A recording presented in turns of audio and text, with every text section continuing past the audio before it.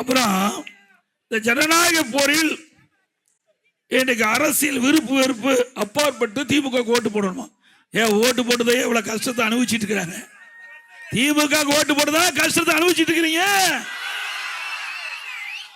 வெறுப்போட இருக்கிறாங்க. திரு ஸ்டாலின் அவர்களே, மக்கள் வெறுப்போட இருக்கிறாங்க. எப்போ தேர்தல் நாள் வரும், எப்போ அந்த பட்டனை அமுத்தி அமுத்தி உடையிற அளவுக்கு அமுத்துவதற்கு மக்கள் தயாராயிட்டாங்க. இன்றைக்கு ஸ்டாலின் இன்னொன்றையும் பேசுறார்.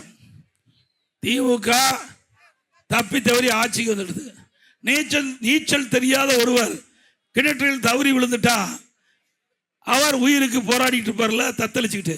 அது மாதிரி ஆட்சி தெரியாத ஒரு விட்ட ஆட்சி போய் மாட்டிக்கிட்டு தமிழ்நாட்டு மக்கள் படாத பாடுபடுறாங்க. உண்மைதானே? எங்களை பத்தி விமர்சனத்துக்கு உங்களுக்கு என்ன அருகதை இருக்குது?